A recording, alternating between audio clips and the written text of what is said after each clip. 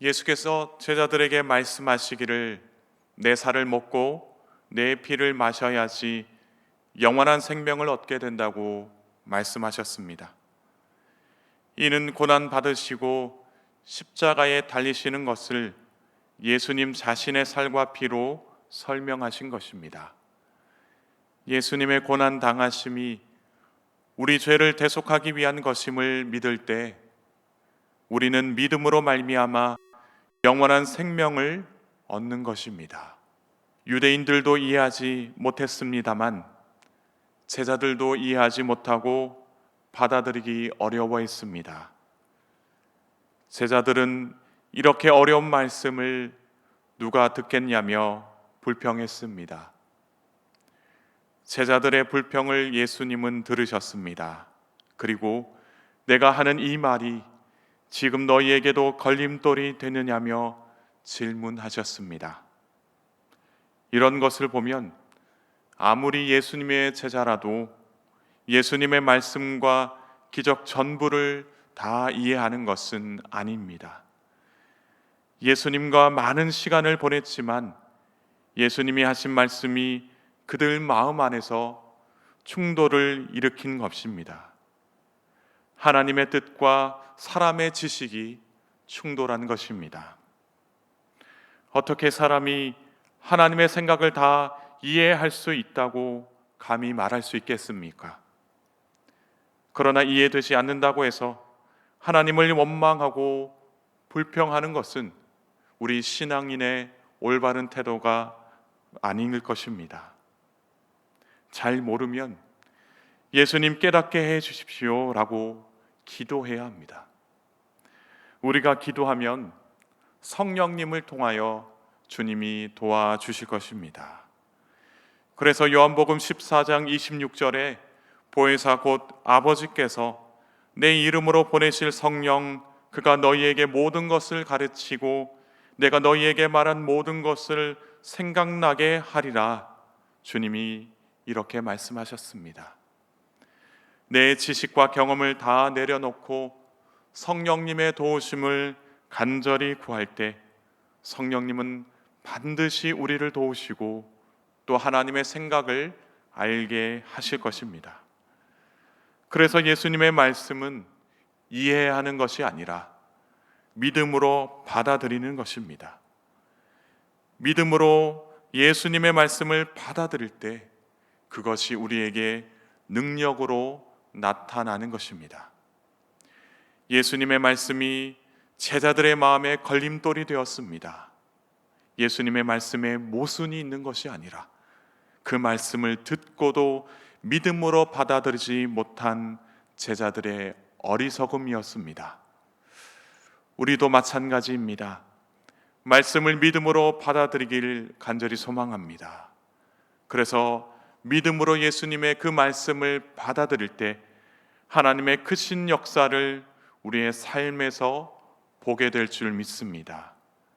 믿음은 우리가 경험했던 그 모든 일들보다 더 큰 역사를 경험하게 할 줄 믿습니다.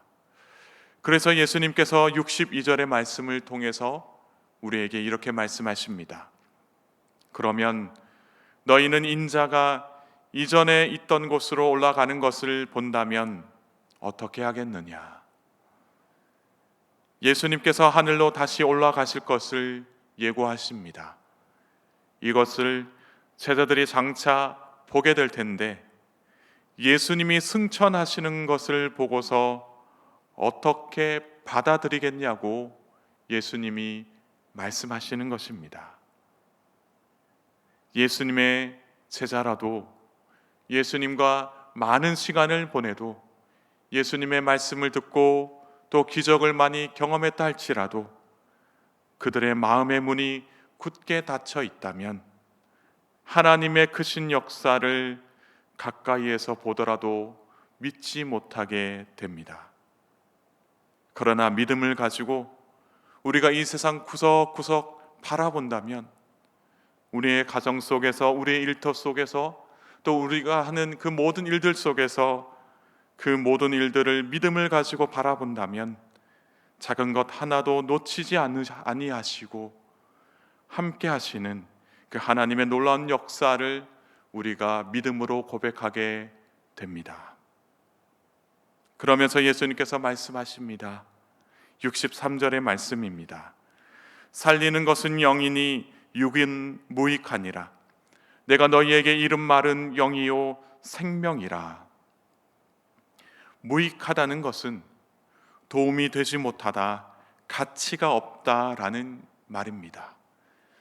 육은 히브리어로 사륵스라고 하는데 인간의 타락한 본성을 뜻하는 말입니다. 그래서 육을 따르면 우리를 어둡고 죄악이 가득한 곳으로 끌고 가는 것입니다. 그래서 우리의 영혼을 살리는데 아무런 도움이 되지 못한다라고 주님이 말씀하시는 것입니다. 영을 살리시기 위해서 이 땅에 오신 바로 그 예수님께서 우리에게 말씀하시기를, 우리에게 주신 그 말씀을 듣고 그 말씀을 따르는 것이 우리의 영적 삶에 도움이 되고 우리의 영적 가치 있는 삶을 있게 하신다라고 말씀하시는 것입니다. 그래서 예수님께서 우리에게 부탁하셨던 말씀들 하나하나 날마다 묵상하면서 그 말씀이 인도하시는 대로 우리가 따라갈 때 우리 안에 어느 순간 새 생명이 자리 잡게 되는 것을 경험하게 될 줄 믿습니다. 그래서 우리가 가는 곳곳마다 그 생명의 역사가 일어나는 그 놀라운 경험들을 하게 되는 것입니다. 그러나 예수님께서 영적 가치에 대해 이렇게 말씀하셨음에도 불구하고 여전히 예수님의 말씀을 받아들이지 못하는 사람들이 있었습니다. 첫째는 예수님을 믿지 않는 사람들이었고, 둘째는 예수님을 팔기로 작정한 가룟 유다였습니다. 이들이 처음부터 누구인지 예수님은 알고 계셨습니다. 예수님은 그들이 대속의 은혜 안에 참여할 수 있도록 예수님께서 허락하셨고, 그 안에서 예수님은 말씀하셨고 또 기적을 보여주셨습니다.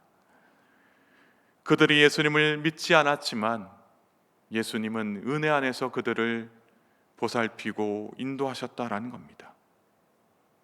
어쩌면 이것이 세상 모든 사람에게 베풀어 주시는 하나님의 은혜이자 구원의 역사에 참여하게 하는 그 기회인지도 모릅니다. 오늘 이 시대 속에서 우리가 복음을 전해야 하는 이유가 있다면 바로 여기에 있습니다. 예수님을 믿지 않는 사람들이 있다 할지라도 하나님은 여전히 그들을 사랑하시어 하나님의 은혜 안에서 살게 하신다라는 겁니다. 그리고 복음을 들을 수 있는 기회도 주시고 복음을 받아들일 수 있는 기회도 허락하신다라는 겁니다. 우리가 그 안에서 살면서 이 복음을 전해야 하는 이유가 바로 그것입니다. 사람들이 복음을 듣지 않는다고 할지라도, 애초에 복음을 받아들일 생각이 전혀 없다고 할지라도 우리가 그럼에도 불구하고 복음을 전해야 하는 이유다라는 것입니다. 왜냐하면 예수님도 처음부터 그들이 믿음 없이 그곳에 있었지만, 그러나 예수님도 그들에게 복음을 전했다라는 것입니다. 그러나 결국에는 어떻게 했습니까? 예수님의 말씀을 들어도 받아들이지 않은 사람들은 결국 예수님을 떠났습니다. 66절의 말씀입니다. 그때부터 그의 제자 중에서 많은 사람이 떠나가고 다시 그와 함께 다니지 아니하더라. 저는 이 구절을 읽을 때마다 기도하게 됩니다. 주님, 말씀을 듣고 믿음으로 받아들이는 은혜를 허락하여 주십시오. 주님을 떠나 살지 않도록 우리 모두를 붙들어 주십시오. 겸손한 마음으로 주님의 말씀을 듣고 끝까지 주님과 함께 동행하기를 원합니다. 주님, 은혜 베풀어 주십시오. 이렇게 기도하게 됩니다. 사랑하는 성도 여러분, 믿음의 동력자들 중에서 교회를 떠나는 사람들이 있다면, 그것이 혹 가족들 중에 있다면, 또 함께 신앙생활하던 믿음이 좋았던 분이 있다면 그들을 위해서 기도해야 합니다. 그들을 위해서 기도하고 다시 믿음을 가지고 복음 안에서 살아갈 수 있도록 우리가 끝까지 기도해야 될 줄 믿습니다. 특별히 베드로가 이렇게 이야기를 합니다. 영생의 말씀이 주께 있사오니 우리가 누구에게로 가오리까? 베드로의 고백은 주님의 말씀 안에서 깨달은 사람은 어떠한 경우에도 예수님을 떠나는 법이 없다라는 것을 이야기합니다. 오늘 이 베드로의 고백이 우리의 고백이 되기를 소망합니다. 그러나 예수님께서 안타까운 소식을 전합니다. 12제자 중에 영원한 생명이신 예수님을 떠나는 사람이 있다라는 것입니다. 그가 바로 가룟 유다인 것입니다. 이것은 가룟 유다의 본심이 아니라 마귀의 소행이라는 것입니다. 마귀는 예수님을 따르지 못하게 하고 예수님으로부터 멀어지게 합니다. 그래서 우리가 우리의 마음속에 이 마귀가 자리 잡지 않도록 특별히 우리가 기도해야 할 것입니다. 악한 마음을 품고 살아가게 된다면 그 악한 마음으로부터 벗어날 수 있도록 우리가 날마다 기도해야 할 것입니다. 오늘 이 주신 말씀을 묵상하면서 오늘 하루도 견고한 믿음으로 살아가는 저와 여러분 모두가 되기를 주님의 이름으로 간절히 축원드립니다. 함께 기도하시겠습니다. 하나님 아버지, 오늘도 귀한 말씀으로 주님의 뜻을 알게 하시니 감사드립니다. 부족한 저희들 주님의 뜻을 다 이해하지 못합니다. 그러나 믿음 없는 자같이 살게 하지 않게 하시고 믿는 자가 되어 주님의 크고 놀라우신 뜻을 따라 살게 하옵소서.